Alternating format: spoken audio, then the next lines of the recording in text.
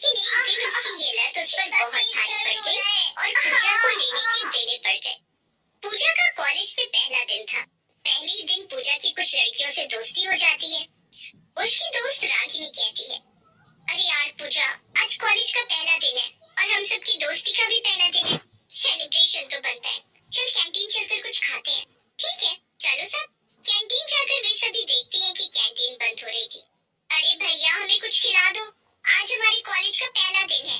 लेकिन मैडम जी, शाम के 4 बज गए हैं, कैंटीन अब बंद हो रही है। अरे भैया, 2 मिनट में जल्दी से कुछ बना दो, हमारा पेट भी भर जाएगा और आपकी कमाई भी हो जाएगी। 2 मिनट में तो सिर्फ मैगी बन सकती है। ठीक है, आप मैगी बना दो। मैंने कभी मैगी नहीं खाई। नहीं खाई तो आज खाकर देख, तो मैगी की फैन हो जाएगी। कैंटीन वाला सबके लिए मैगी बना देता है और सबको सर्व करता है। पूजा ने जब मैगी खाई, अरे वाह यार, ये तो बहुत टेस्टी है। पेट भर गया लेकिन मन नहीं भरा। मैंने कहा था ना कि एक बार खाएगी तो इसकी फैन हो जाएगी। पूजा को मैगी का स्वाद बहुत पसंद आता है।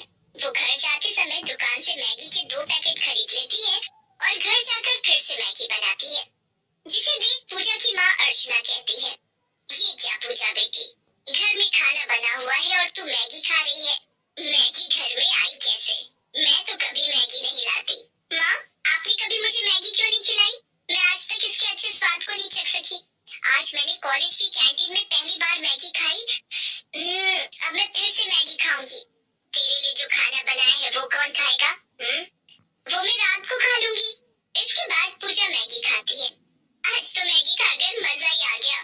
पूजा रात को खाना नहीं खाती है। पूजा बेटी, तू खाना क्यों नहीं खा रही है? मेरा पेट भरा हुआ है, मुझे भूख ही नहीं लग रही है। लगेगी कैसे, जब तूने ठूस ठूस कर मैगी खा लिया।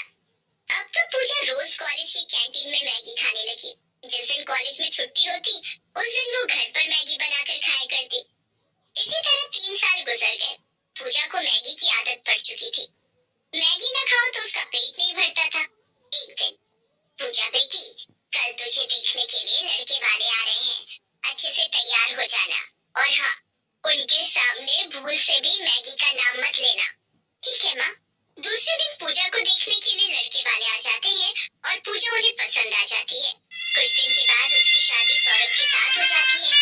शादी के बाद जब पूजा की पहली रसोई होती है तो उसकी सास कहती है, पूजा बहू, आज तेरी पहली रसोई है, कुछ अच्छा बना ले। लेकिन माँ जी, मुझे मैगी के अलावा कुछ बनाना ही नहीं आता। क्या? मैगी के अलावा कुछ नहीं बनाती? चल, मैं तुझे खाना बनाना सिखाती हूँ। सरला देवी उस दिन पूजा को खाना बनाना सिखाती है।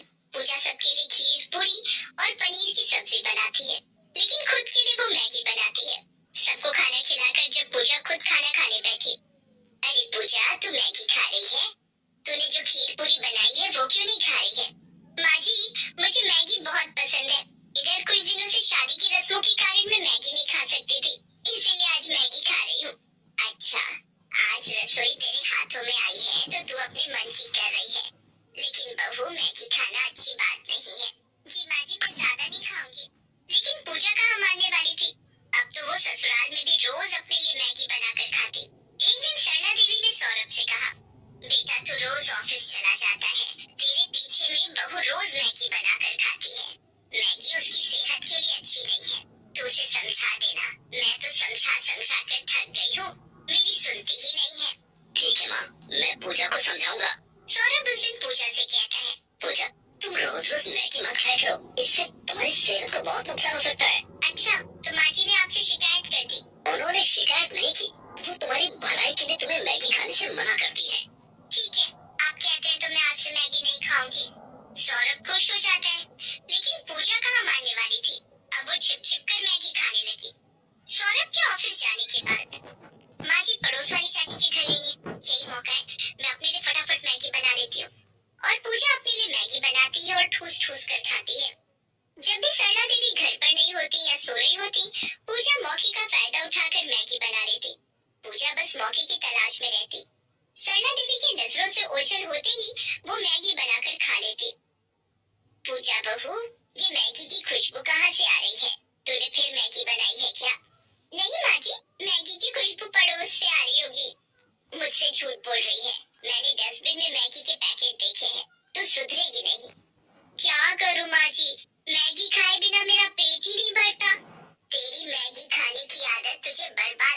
छोड़ेगी।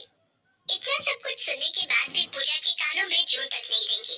वो राशन लेने जाती तो मैगी के ढेर सारे पैकेट लेकर आती और उसे छिपा कर रख देती।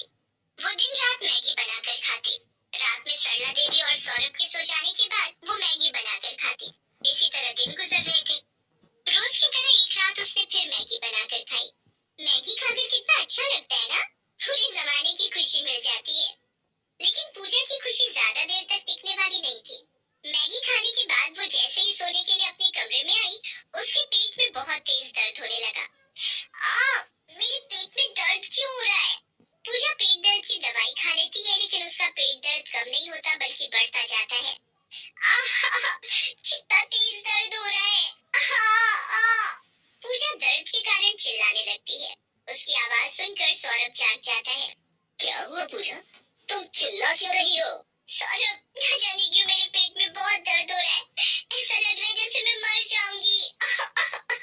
पूजा की आवाज सुनकर सरला देवी भी जाग जाती है और पूजा के कमरे में आ जाती है। क्या हुआ बहू, तू चिल्ला क्यों रही है? हाजी मेरे पेट में बहुत तेज दर्द हो रहा है। सौरभ बेटे, पूजा बहू को अस्पताल ले जा, ना जाने इसके पेट में क्यों दर्द हो रहा है। हाँ माँ, मैं पूजा को अभी डॉक्टर के पास लेकर जाता हूँ। सौरभ आधी रात को उसे अस्पताल लेकर जाता है, जहाँ डॉक्टर उसे इमरजेंसी वार्ड में भर्ती कर लेता है। पूजा का चेकअप होता है। डॉक्टर साहब, क्या हुआ है मेरी पूजा को? वो ठीक तो हो जाएगी ना? अभी चेकअप हो रहा है, कल सुबह तक रिपोर्ट आएगी, तभी पता चलेगा कि पूजा को क्या हुआ है। रात भर पूजा अस्पताल में रहती है। सौरभ इमरजेंसी वार्ड के बाहर बैठकर सुबह होने का इंतजार करता है। सुबह होने पर सौरभ ने डॉक्टर से पूजा के बारे में पूछा। डॉक्टर, पूजा की रिपोर्ट्स आ गई, कुछ पता चला पूजा को क्या हुआ है? हाँ, पूजा की आंतों में इन्फेक्शन हो गया है। पूजा मैगी बहुत ज्यादा खाती है क्या? हाँ डॉक्टर साहब, ये सब मैगी खाने के कारण हुआ है। अगर इन्होंने मैगी खाना बंद नहीं किया तो इनकी आंतें सड़ जाएंगी, फिर इनका बचना बहुत मुश्किल हो जाएगा। मैं कुछ दवाइयाँ दे रहा हूँ, इन्हें समय समय पर खिलाते रहना और ध्यान रहे इन्हें मैगी मत खाने देना। अब आप इन्हें घर ले जा सकते हैं। पूजा उस समय होश में थी और डॉक्टर की सारी बातें उसने सुन ली थी। थोड़ी देर के बाद सौरभ पूजा को घर ले आता है। आ गया बेटा। पूजा बहू की फिक्र में मैं रात भर नहीं सोई। क्या हुआ है मेरी बहू को? डॉक्टर ने क्या कहा? डॉक्टर ने कहा ये सब मैगी खाने के कारण हुआ है। पूजा को अब मैगी बिल्कुल नहीं खानी है। सौरभ ने पूजा को सहारा देकर बिस्तर पर लेटाया। पूजा, अभी तुम आराम करो, नाश्ता करने के बाद तुम्हें दवाई खानी है। बेटा, मैं पूजा बहू के लिए खिचड़ी बनाकर लाती हूँ।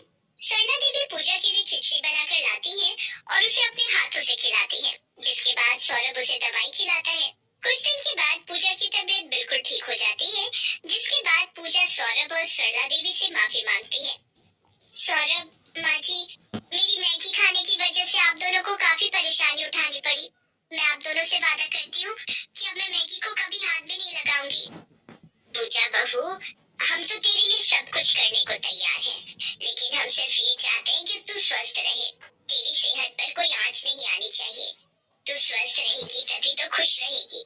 हाँ पूजा, मैं और माँ हमेशा यही चाहते थे कि तुम सेहतमंद